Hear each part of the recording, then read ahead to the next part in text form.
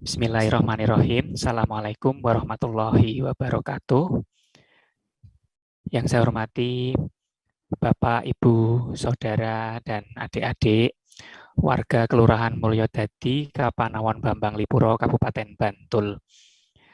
Perkenalkan, nama saya Afid Istiandaru. Saya kali ini ditugaskan sebagai dosen pembimbing lapangan para mahasiswa KKN periode 88 yang dalam hal ini ditugaskan di Kelurahan Mulyodadi dan sekitarnya. Utamanya di Pedukuhan Ngambah, Pedukuhan Cangkring, dan Pedukuhan Kepuh. Semoga Bapak dan Ibu, saudara-saudara, adik-adik sekalian, dikaruniai kesehatan terutama dalam pandemi COVID-19 saat ini. Saya juga menyampaikan terima kasih kepada seluruh warga Kelurahan Mulyodadi, Kapanawon Bambang Lipuro, Kabupaten Bantul, karena telah berkenan menerima mahasiswa kami dari Universitas Ahmad Dahlan dalam program KKN tersebut. Bapak, Ibu, dan Saudara yang saya hormati, pada kesempatan kali ini, saya sebagai dosen pembimbing lapangan juga diberi amanah oleh Universitas Ahmad Dahlan untuk melakukan kegiatan pengabdian kepada masyarakat.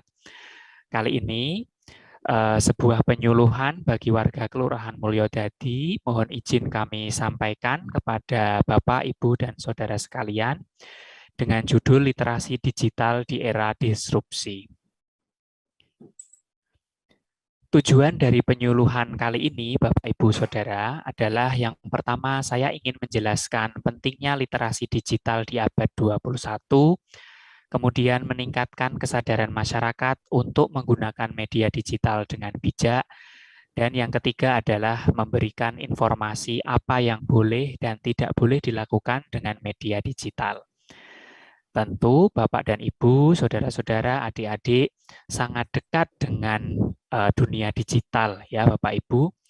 Kita sehari-hari menggunakan aplikasi misalnya WhatsApp, kemudian kalau yang generasi muda menggunakan Instagram, bahkan semua pengurusan administrasi, hampir semua pengurusan administrasi saat ini sudah mulai berpindah dari berbasis kertas, ya Bapak Ibu, dokumen-dokumen hard copy, sekarang sudah mulai menggunakan media online, begitu ya Bapak Ibu.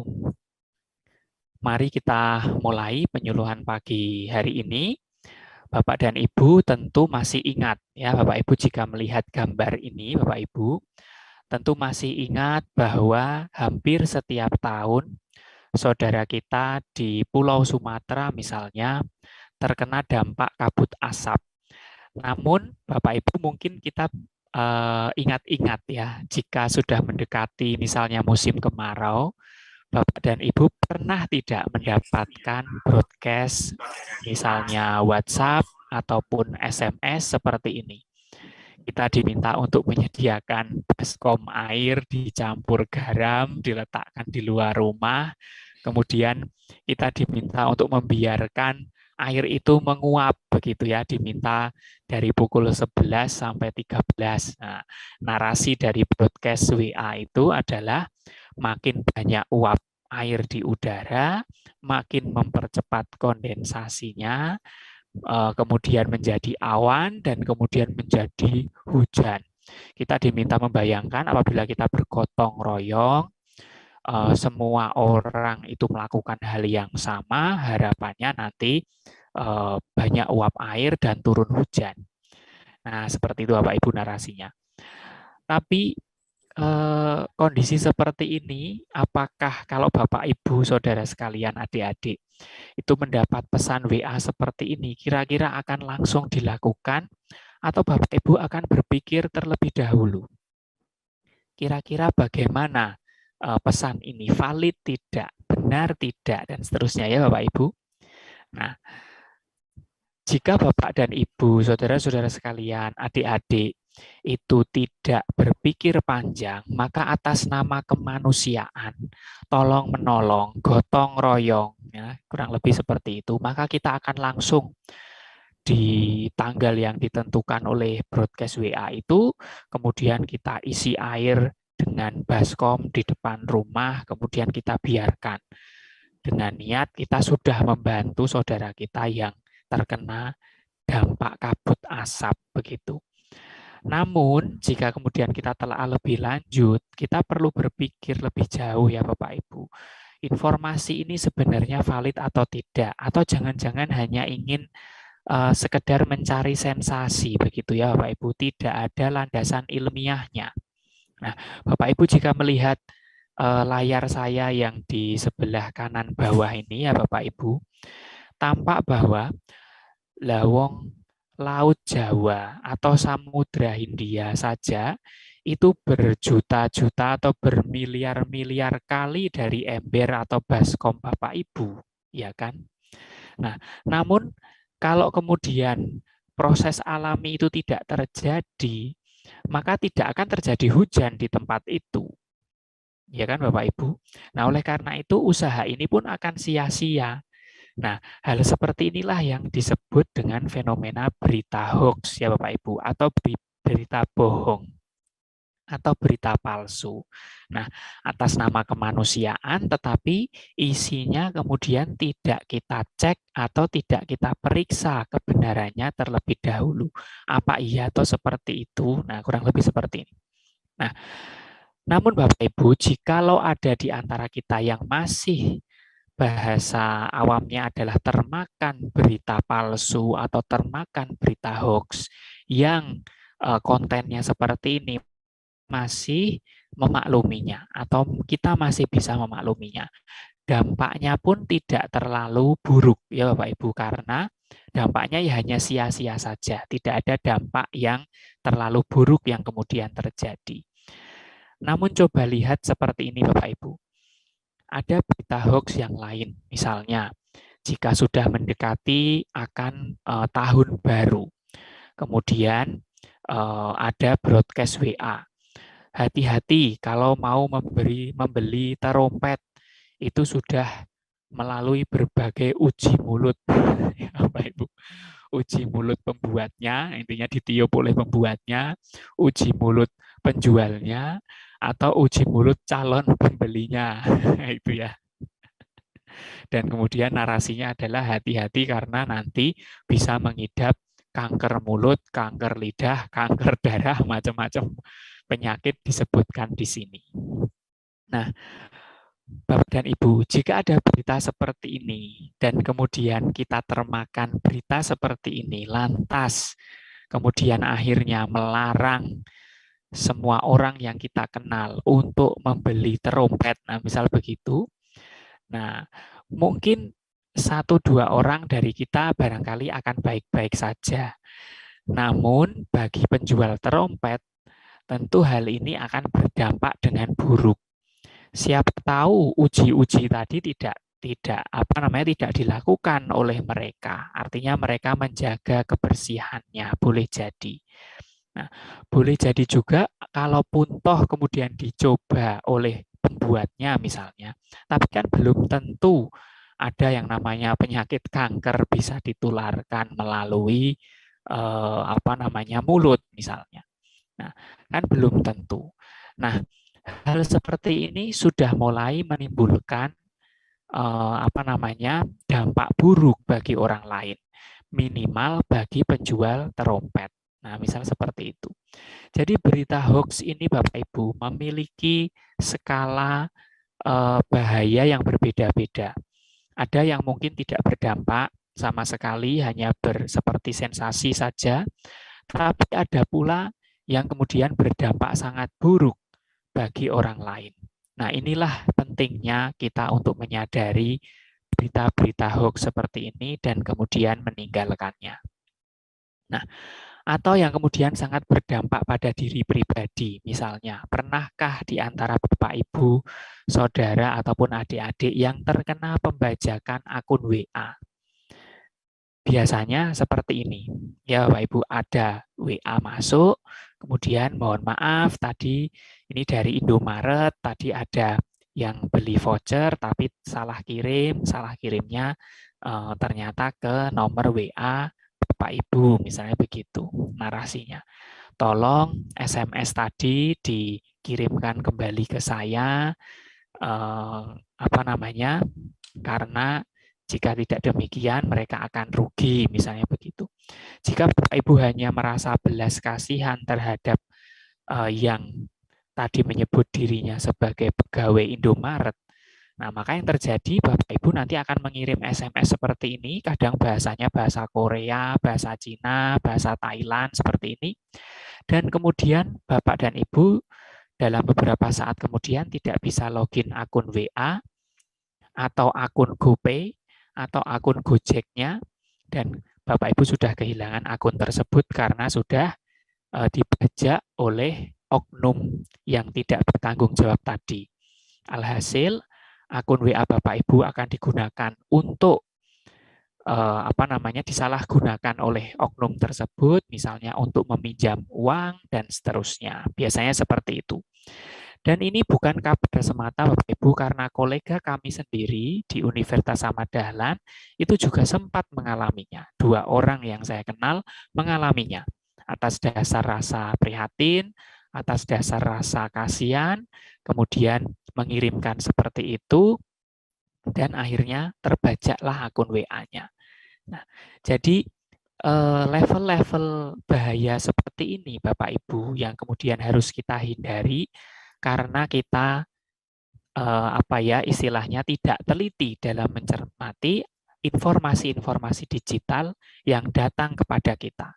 Nah, oleh karena itu kita harus men-stop yang namanya berita hoax dan kemudian menguatkan literasi digital. Nah, apa itu literasi digital Bapak dan Ibu, saudara-saudara sekalian?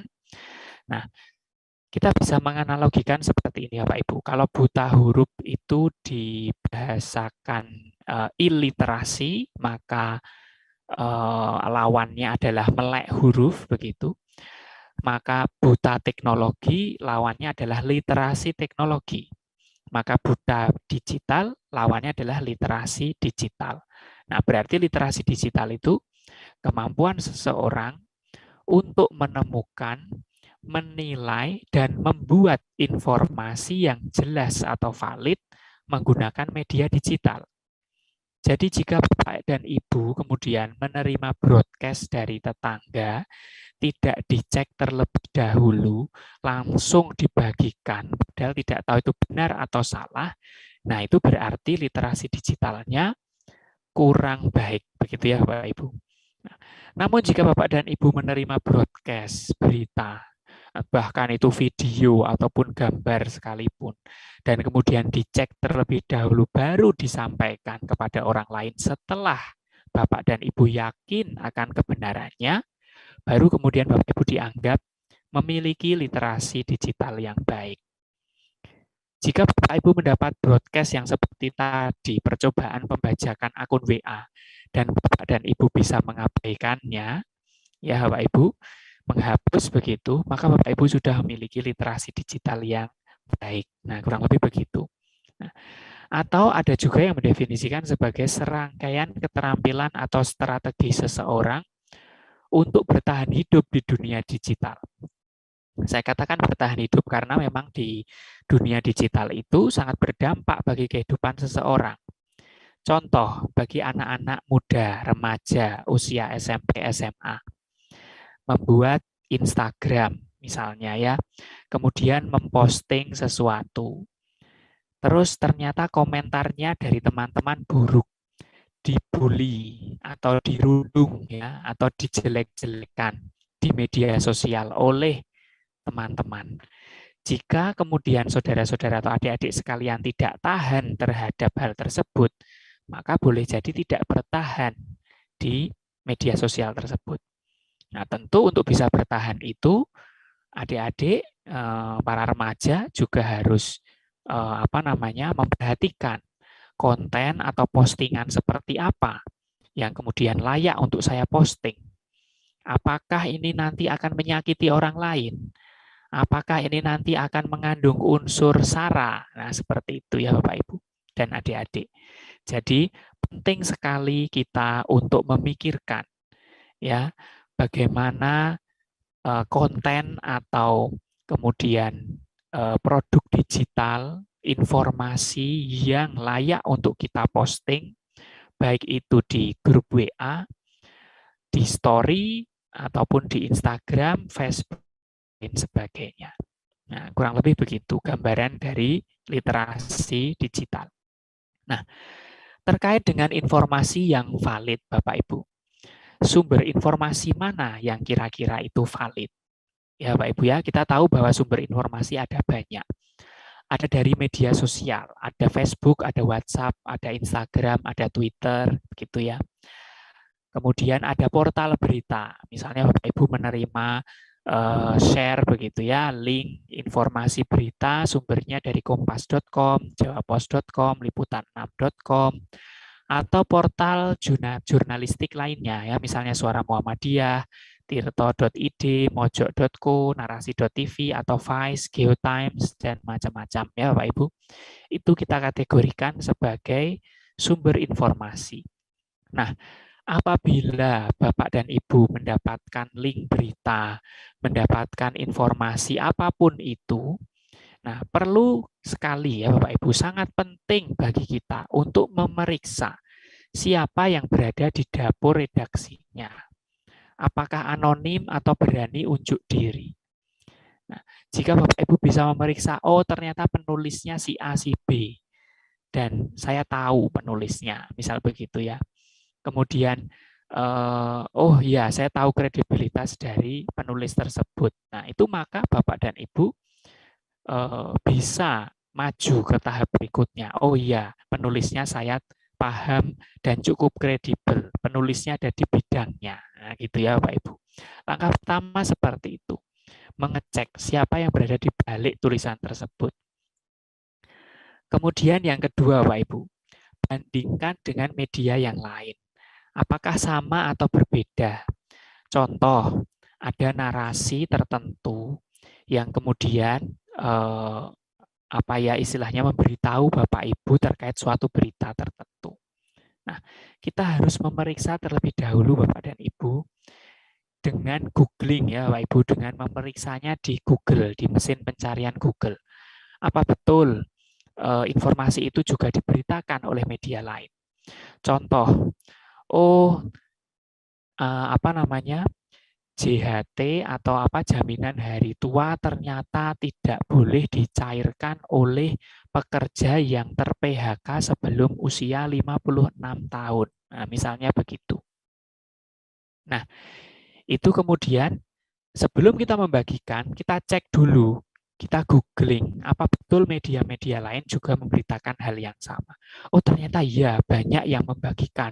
Liputan 6 membagikan, kompas.com membagikan, CNBC membagikan. Nah, boleh jadi, maka kemudian kita akhirnya, oh berarti memang ini berita yang benar, maka bisa kita bagikan. Nah, misal seperti itu. Jadi prinsipnya Bapak dan Ibu, saudara-saudara sekalian, adik-adik, kita harus menghindari sikap langsung percaya tanpa memeriksa fakta terlebih dahulu. Nah, ini adalah tantangan di era milenial ya Bapak Ibu. Sekarang itu Bapak Ibu, yang sadis itu bukan lagi omongan tetangga. Ya Bapak Ibu, tapi jempol netizen plus 62 ya Bapak Ibu, itu sebutan dari netizen negara kita. Jadi bukan lagi mulutmu harimaumu, tapi jempolmu harimau. Sudah banyak ya Bapak Ibu, orang yang kemudian dilaporkan ke polisi gara-gara postingannya yang kemudian menyinggung orang lain. Nah, ini sudah terbukti ilmiah ya Bapak Ibu. Orang itu cenderung frontal atau tanpa tredeng aling-aling begitu ya Bapak Ibu di dunia maya. Beraninya di dunia maya Bapak Ibu ya. Tapi kalau kemudian ketemu orangnya tidak berani menyampaikan. Nah, itu sudah bukan kondisi yang istilahnya apa ya, istilahnya aneh ya Bapak Ibu, karena sudah diteliti juga baik di Indonesia maupun di luar negeri. Orang di dunia maya cenderung frontal itu diduga karena tidak bertatap muka langsung dengan lawan bicara. Nah, contoh Bapak dan Ibu jika di Facebook bergabung pada misalnya grup info cegatan Jogja misalnya.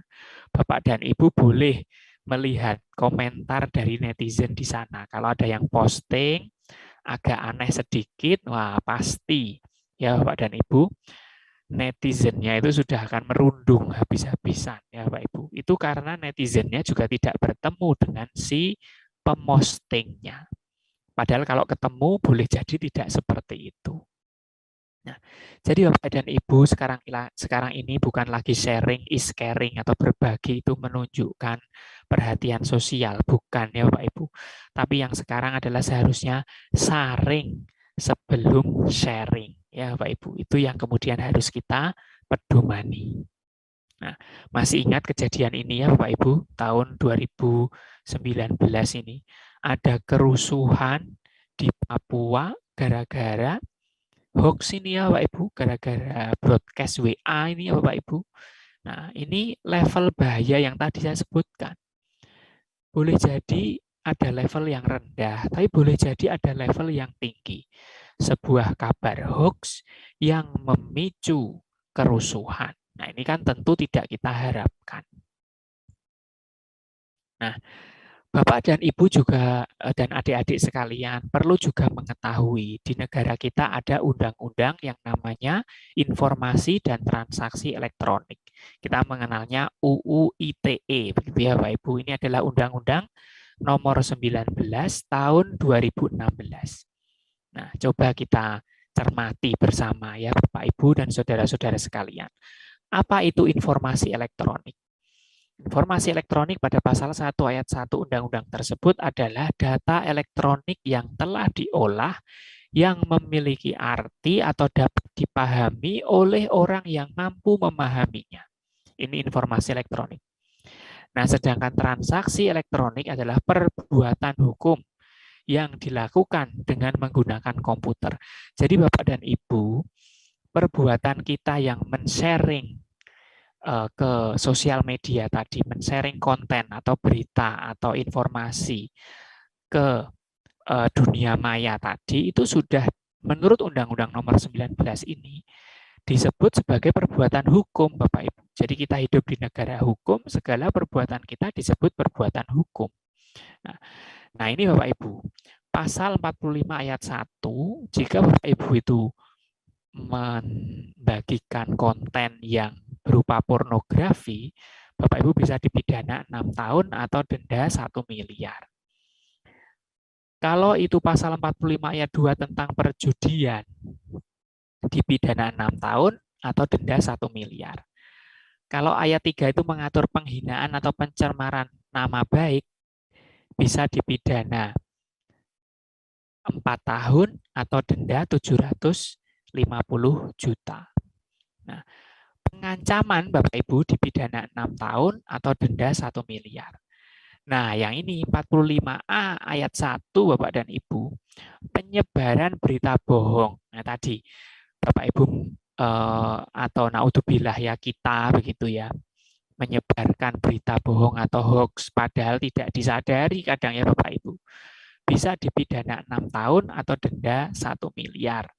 Dan terakhir, jika itu yang disebarkan adalah ujaran kebencian yang berbau sara, ya, suku, agama, ras, antar golongan, ya Bapak Ibu, kebencian terhadap itu bisa dipidana 6 tahun dan atau denda 1 miliar.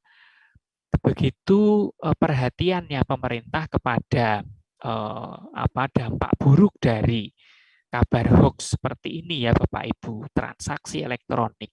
Sehingga kita benar-benar harus berhati-hati agar jangan sampai kita menjadi pelaku dari hal-hal seperti ini. Nah, apa yang harus kita lakukan ya Bapak Ibu? Jika kita memperoleh informasi, maka kita harus memeriksa dulu faktanya.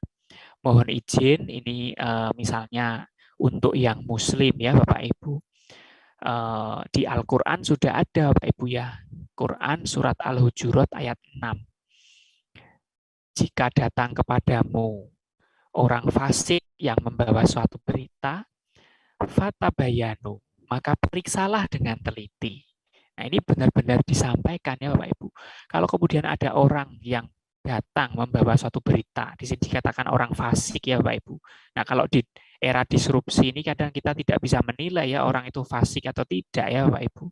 Nah, maka penting sekali pada pesannya ini, fatabayanu.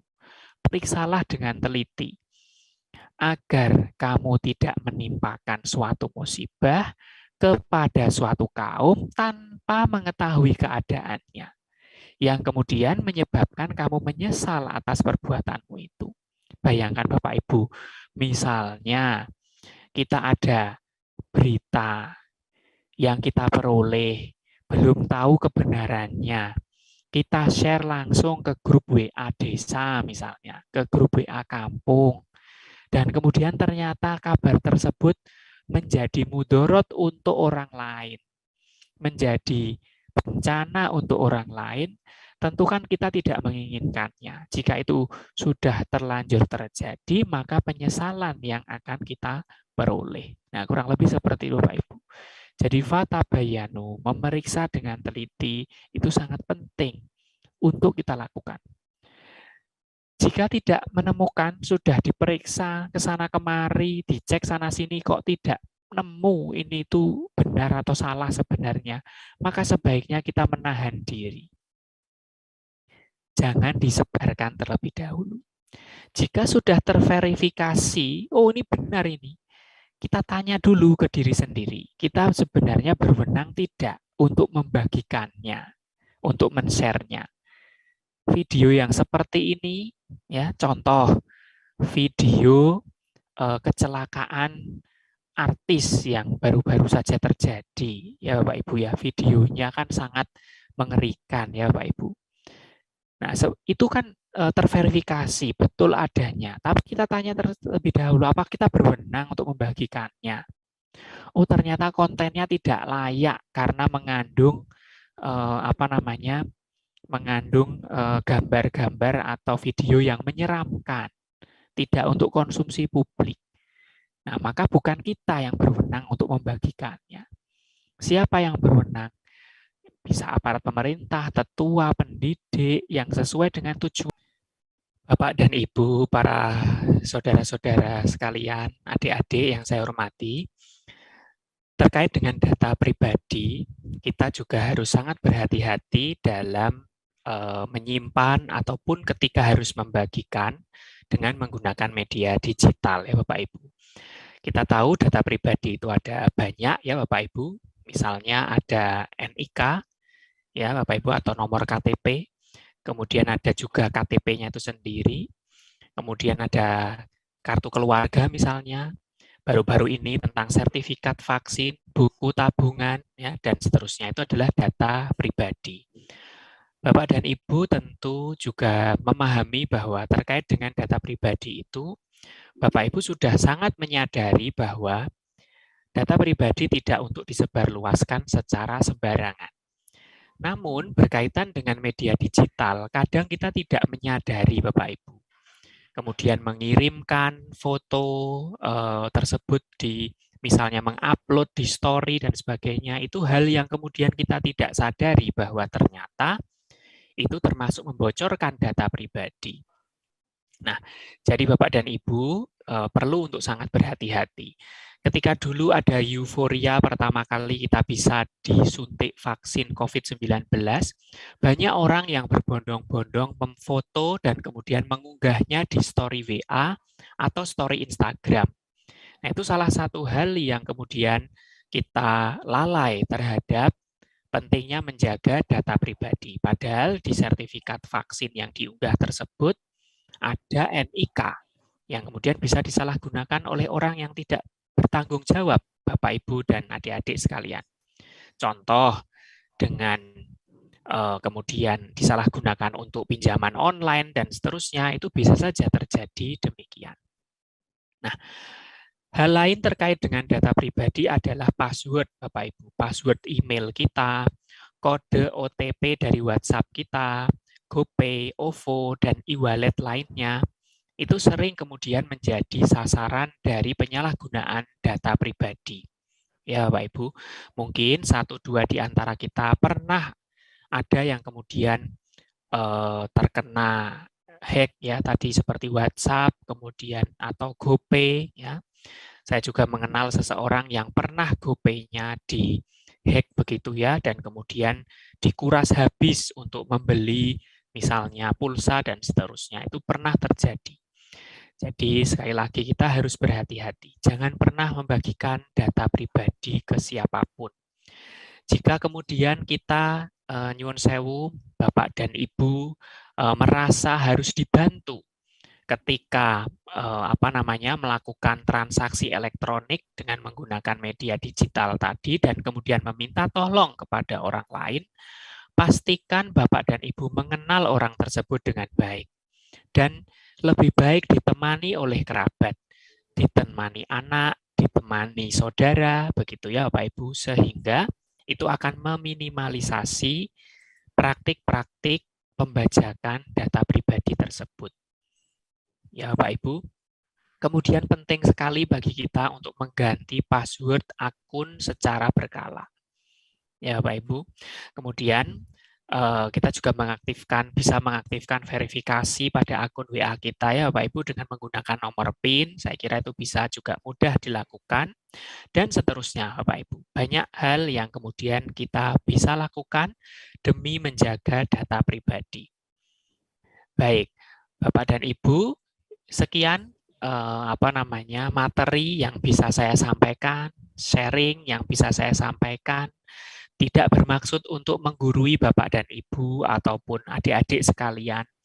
Namun penting bagi kita di era disrupsi, di era yang sangat berubah dengan cepat begitu ya Bapak Ibu. Bahkan kadang kita yang tertinggal misalnya akan kesulitan begitu Bapak Ibu. Tapi penting bagi kita untuk terus mawas diri. Ya Bapak Ibu ya.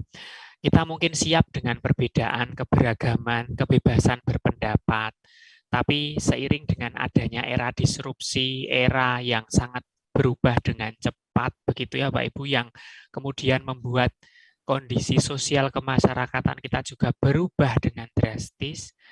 Sayangnya terkadang kita belum siap dengan datangnya media sosial ini Bapak Ibu. Jadi kita harus beradaptasi dengan sangat cepat, Bapak Ibu, terkait dengan ini, tentunya dengan tetap berhati-hati, menjaga data pribadi, dan tidak menyebarkan berita hoax. Sekian dari saya, marilah kita mensaring sebelum sharing ya Bapak Ibu ya, menyaring sebelum sharing, itu penting bagi kita, dan semoga kita dimudahkan dalam berinteraksi ataupun dalam kehidupan ini menggunakan media digital atau media sosial dengan bijak. Sekian, terima kasih.